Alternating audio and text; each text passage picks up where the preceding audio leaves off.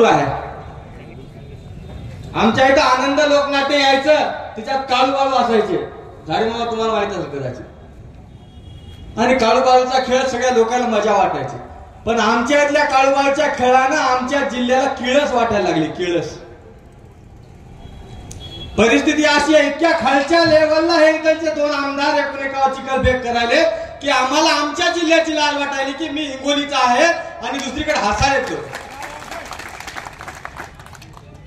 या जिल्ह्यानं शिवाजीराव देशमुखांचं नेतृत्व पाहिलं, रणजित सातवांचं नेतृत्व पाहिलं, आता राजूभाऊंचं नेतृत्व पाहिलं. भाऊराव पाटील गोरेगावकर असतील, साहेबराव पाटील गोरेगावकर असतील, साहेबराव देशमुख शेंगावकर असतील, माजी मंत्री दांडगावकर साहेब असतील, माजी मंत्री मुंदडा साहेब असतील, कॉम्रेड विठ्ठलराव नाईक असतील, अशा महत्वाच्या महान नेत्याचा हा जिल्हा. आणि या जिल्ह्यामध्ये आता काय चाललंय? कोणत्या पत्रकाराला मारहाण होते, कोणत्या इलेक्ट्रॉनिक मीडियाच्या पत्रकाराला मारहाण होते, कालच एका पत्रकाराची गाडी जाळली. असे अनेक प्रकार या जिल्ह्यामध्ये व्हायलेत आणि आमच्या लोकांना नाईलाजास्त उघड्या डोळ्यांनी पाहावं लागायला. मागच्या महिन्यात असं वाटायचं की दोघं सख्खे भाऊ आहेत काय की दोन्ही आमदार. पण परवा काय झालं कोणाला माहित. एकुणेकाच्या दुश्मन झाले, प्रत्येकाच्या सोशल मीडियावर वेगवेगळे, कोणी मटक्याचा फोटो टाकतंय तर कोणी दुसराच फोटो टाकतंय. खरं तर मी तोंडाने सांगणार नाही, लाज वाटायली. आज खऱ्या अर्थानं आमचं पाप. ताई आपल्या इथं अशी परिस्थिती झाली, साहेबांना आदेश दिला, 18 दिवसामध्ये आम्ही खासदार केला, एक मटक्यावाला आमदार केला आणि त्याच्यानंतर ते आमच्यावरच उलटला. या परिस्थितीमध्ये जिल्ह्याचं सगळं वाटोळं व्हायलं विकासाच्या नावानं. बाबा विकास करू नका, तुमच्या पाया पडतो, पण किमान जिल्ह्याची इज्जत तर राखा. संत नामदेवाचा जिल्हा, औंढा नागनाथाचा जिल्हा, असा पवित्र असलेला हा जिल्हा, या ठिकाणी या लोकांच्या वागण्यामुळं त्या ठिकाणी खरंच किव येते अशा लोकांची. आणि खरं तर मतदार म्हणून आमची आम्हालाच लाज वाटायली, तुम्हाला वाटायली की नाही? आणि त्याच परिस्थितीमध्ये विकास तर काहीच नाही, विकास सगळ्या खुंटला कागदावरचा विकास. असे आकडे लिहायले तर पत्रकार मंडळीला विशेष करून सांगू इच्छितो, असे आकडे 10,000 कोटी, 5,000 कोटी, हिच्यातल्या एकालाही 5,000 कोटीवरचे शून्य जर लिहिता आले तर खूप झालं. या परिस्थितीमध्ये या जिल्ह्याचं वातावरण आहे.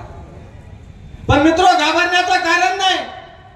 अवघ्या 4 महिन्यामध्ये राज्याची सत्ता बदलणार आहे. आदरणीय उद्धव साहेबांचे हात आपल्या सर्वांना बळकट करायचे आहे आणि या राज्यामध्ये पुन्हा एकदा कुटुंब प्रमुख म्हणून उद्धव साहेब आपल्याला पाहायचे आहे.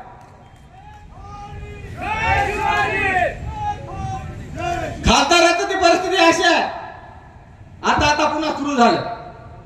आता परवाच कोणता तरी बेरोजगार मेळावा घेतला, कोणतं तरी काहीतरी नवीन चालू आहे सोशल मीडिया. आता अशी परिस्थिती आहे मामा, प्रत्येक गावामध्ये 10 बाय 20चं बॅनर लागल्या चाललंय. लोक म्हणायचे फोटो कोणाचा आहे, नाही जाऊन सांगायला लागलं की हे या मतदारसंघाचा खासदार आहे. 5 वर्षामध्ये पट्ट्याचं तोड पाहायला मिळालं नाही. आता पुन्हा सुरुवात झाली.